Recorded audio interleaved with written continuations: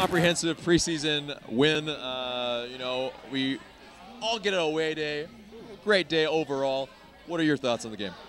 Soggy. I have like wet socks right now that I can't wait to get out of. Yeah, I hope people brought dry clothes to change out of because it was wet. But we knew that coming in, right? And they had, what, 9,100 people show up still, even though it was raining the entire time. So people worked it out. They found things to hide under, and there were, you know, random things you could stand under, and people just had all the ponchos out. People even brought some smoke, you know, just to keep them warm.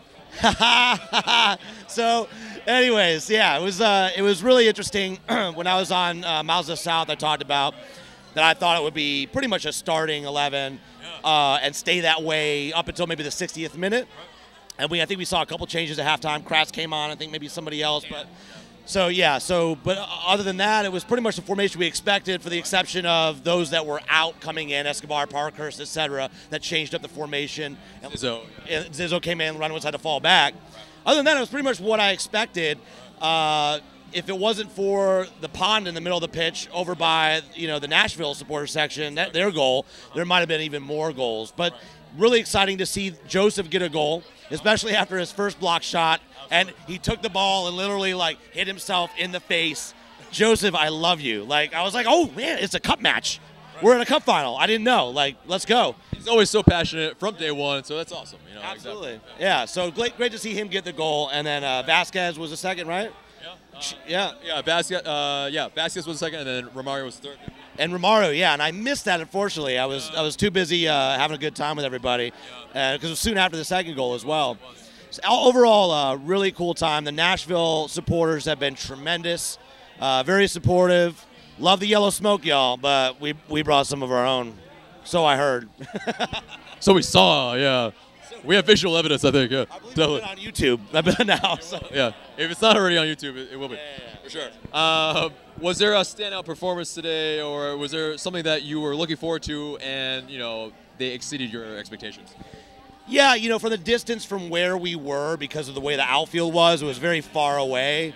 So early on, since Barco was on the left side and that was closest to us, I was able to see how he would interact. And by the way, Miggy was coming up on the left side a lot in that first 10 minutes. I'm just saying, Mazda South podcast listeners, I might be onto something here. And that partnership is still alive and well with you know, that trio on the left side, whether it's Assad or Barco.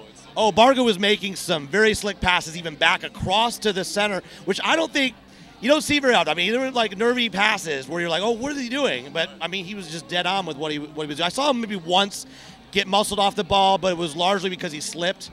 Otherwise, for his stature, he doesn't seem bothered by getting pushed around by bigger guys. It doesn't seem to bother him. He just turns, spins, ends up beating them anyways if they come too close. So everything I expected to see out of him, I saw, and I don't think he even put it out of you know, second gear, to be honest, because of the way the pitch was, how wet it was. So very excited by that. Great cross in. We created the first chance that ended up off the crossbar. Overall, great to see the young guys at the end. Andrew Carlton was running around like a maniac as usual, creating space. Nagby just looked very comfortable. Very comfortable, and he got a lot of space at the end. Exactly. A lot of space at the end. They were just like, okay, give this. They were done. He would often be in acres of space and just be able to pick out a pass. It's going to be very, very, very exciting to see. Well, and that's what we can expect to see, right, guys? This is what we were worried about, right? Teams sitting back, weird situations, small fields like NYCFC. Right. How do we have the space? How can we get out of this situation? And, you know, it looked like Nagby was threading passes no problem. Now, that final third breakdown, a lot of that I was hard to tell from a preseason match. The way the pitch was, how wet it was very difficult to see. And not to even, like, we haven't even spoken about, it's Nashville SC's very first match. Right.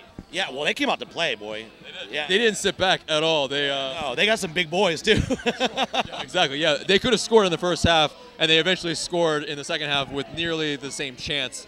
And so, yeah, I mean, was that goal that we conceded, was it something that we could have prevented? Or was it something that just, it happens in preseason, we're just working out the kinks? Yeah, I don't know. I can't really comment. It was so far off from my view, purview, that I didn't see the play and how it unfolded. Yeah.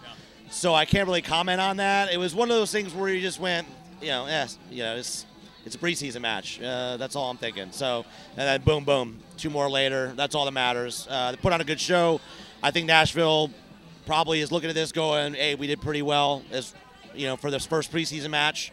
There were some quirks and things like that in terms of printing tickets, not printing tickets.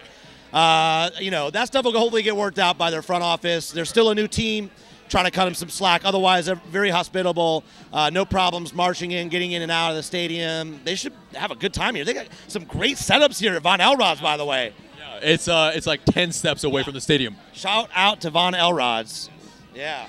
Come here. I'm looking forward to coming here in the future. Maybe the foosball out here. Yeah, exactly. Maybe in 2019. Obviously when they become. I'm just saying, get to the MLS. Seriously. We need to be up here all the time. I would love to come up here for away days, like 4 times a year. Absolutely, yeah. Yeah, or more possibly, probably maybe 2 games. Maybe 3.